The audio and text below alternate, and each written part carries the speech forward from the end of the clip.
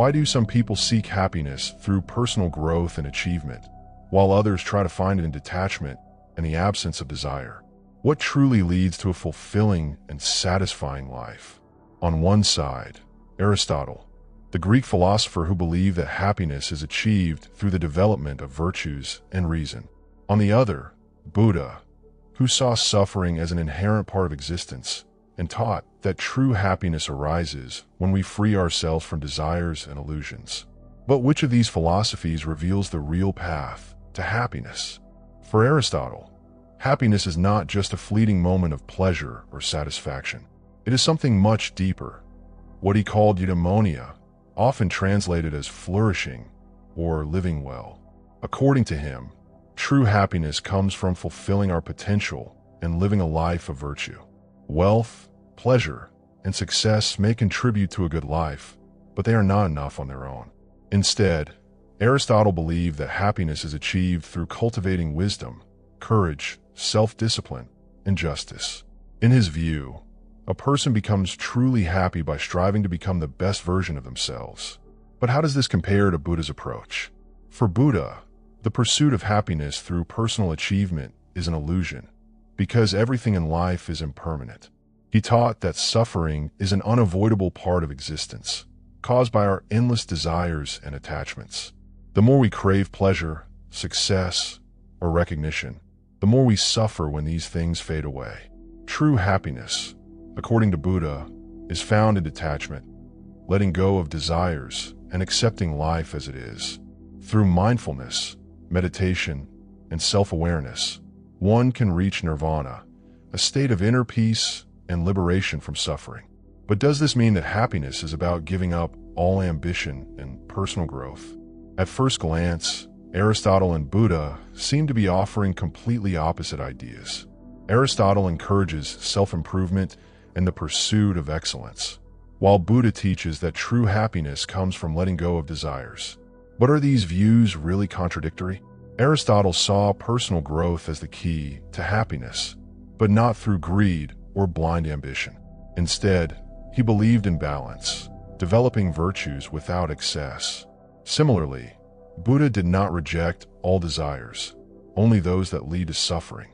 Both philosophies emphasize inner transformation, but one focuses on fulfillment through action, while the other seeks peace through detachment. So, which approach is more effective in real life? In everyday life, Aristotle's philosophy aligns with those who seek meaning through personal development, career success, and relationships. His idea of eudaimonia suggests that happiness is built through discipline, purpose, and continuous growth. On the other hand, Buddha's teachings resonate with those who struggle with stress, expectations, and the fear of loss. By practicing mindfulness and letting go of attachments, one can find peace regardless of external circumstances. But is it possible to combine these two approaches? Can we pursue personal growth while also embracing detachment from things beyond our control?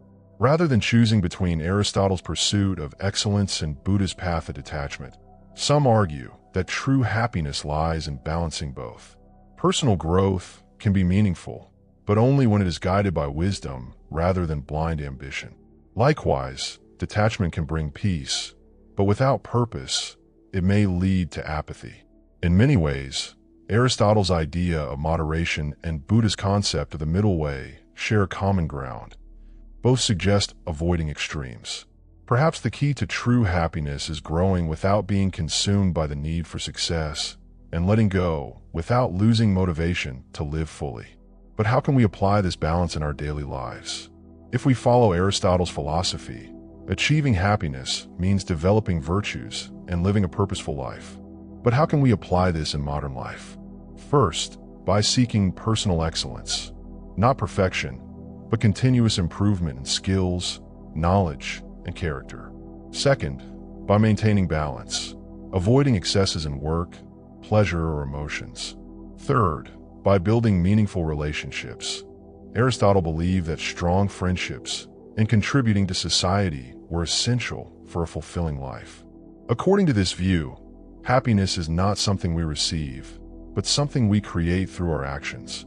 But what happens if, despite all efforts, life still brings suffering? Buddha's approach to happiness focuses on acceptance and inner peace, rather than external achievements. But how can we integrate this in a daily life? First, by practicing mindfulness, being fully present and appreciating each moment without being trapped by regrets or anxieties. Second, by learning detachment, understanding that everything in life is temporary and that clinging to people, success, or material things only leads to suffering. Third, by embracing simplicity, letting go of unnecessary desires and focusing on what truly brings peace and fulfillment. In this view, happiness is not about gaining more, but about needing less. But does this mean we should abandon all ambition and growth? So, which path leads to true happiness, growth, or detachment? Aristotle teaches us that happiness comes from developing our potential, while Buddha reminds us that true peace is found in letting go. But maybe the answer isn't choosing one over the other. A fulfilling life might come from mastering both, growing without becoming obsessed with achievement, and detaching without losing purpose. In the end, happiness is not a fixed destination, but a balance we cultivate daily. Perhaps the real question is not which path is right, but how we can integrate both to live a truly meaningful life.